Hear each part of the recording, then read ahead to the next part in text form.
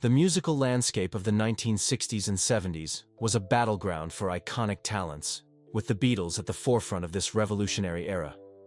However, not all interactions among these legends were harmonious.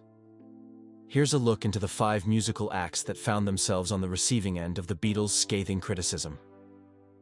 1. The Hollies' misstep with George Harrison. George Harrison's grievance with the Hollies began when they covered his song, If I Needed Someone, coinciding with its release on the Beatles' album Rubber Soul in 1965. Harrison expressed his dissatisfaction to an NME writer who stated Harrison had written the song for the Hollies. Harrison quickly clarified his position, insisting that he hadn't written it for them and dismissing their version as rubbish. He criticized their technical but soulless musical approach, suggesting they sounded like session musicians who had never met before recording together. This critique sparked an immediate and intense feud, highlighted by Graham Nash's rebuttal expressing his exhaustion with the Beatles' overwhelming scrutiny. Nash told the music press that he and his bandmates were tired of everything the Beatles said being taken as gospel. What made this conflict particularly interesting was that despite Harrison's criticism, the Hollies' version of If I Needed Someone gave Harrison his first chart hit as a songwriter. 2. John Lennon's disdain for blood, sweat, and tears.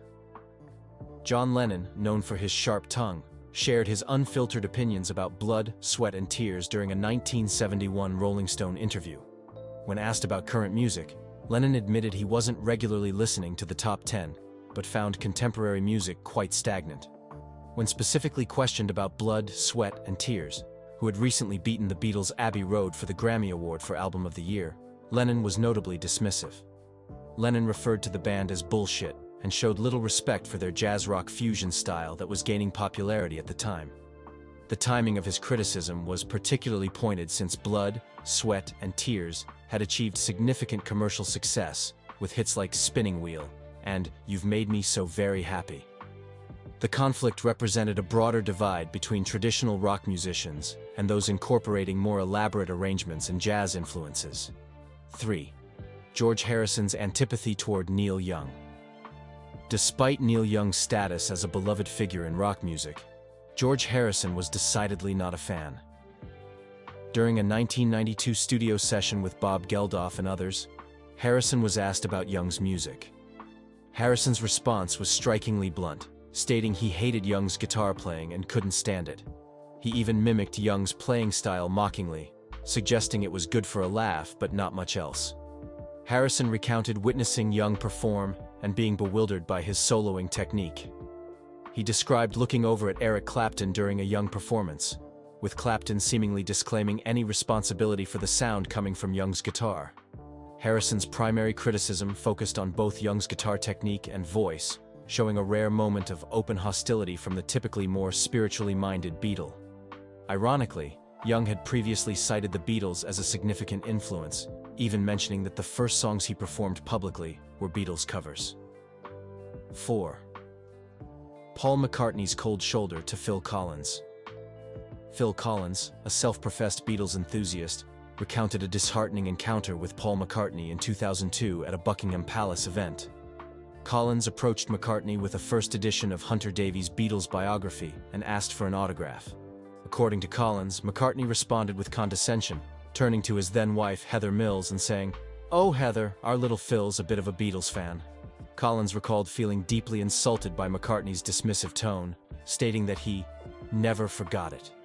He later elaborated that McCartney seemed to have an air of superiority, making Collins feel as though having a conversation with a Beatle should be considered a privilege. When the story became public in 2016, McCartney reportedly contacted Collins to address the issue. But Collins described the follow-up as more of a "let's just get on with our lives" than an apology. The incident reveals how brief interactions between musical icons can lead to lasting wounds, particularly when there's an imbalance in perceived status. 5. John Lennon's falling out of love with Elvis Presley. Elvis Presley once stood as a towering figure in John Lennon's musical influences, but gradually became a subject of his criticism. Reflecting on Presley's song, Devil in Disguise, Lennon lamented the decline of his former hero, comparing him unfavorably to Bing Crosby and expressing his disapproval of Presley's musical direction. Both Lennon and McCartney believed that Elvis's career took a decisive downturn when he entered the military in 1958. McCartney stated in his biography that this period ruined Elvis, as they had preferred Elvis's freedom as a trucker, as a guy in jeans and swiveling hips, to his more polished conformist post-army image. Lennon was even more direct, claiming that Elvis really died the day he joined the army, and that the rest was a living death. Despite these criticisms, the Beatles cherished their meeting with Presley in 1965, even though they were no longer in awe of his current musical output. This complex relationship showcased how the Beatles, while respectful of their musical predecessor, grew disillusioned with Presley's artistic choices and what they perceived as his capitulation to mainstream commercial and conservative forces. The disconnect grew even deeper years later when the Beatles learned that Presley had spoken negatively about them to President Nixon, calling them un-American and criticizing them for drug use. These 5 musical conflicts reveal the human side of the Beatles, their strong opinions, personal biases, and occasionally harsh judgments of their contemporaries. Despite their iconic status, the Fab Four were not above the petty feuds and artistic disagreements that characterized the music industry.